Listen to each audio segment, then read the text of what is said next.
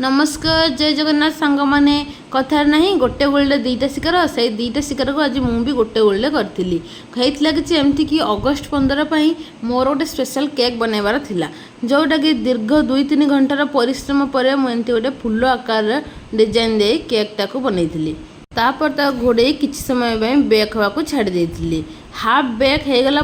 तार गोटे जबरदस्त स्मेल आसला जोटा कि पूरा घर द्वार महकी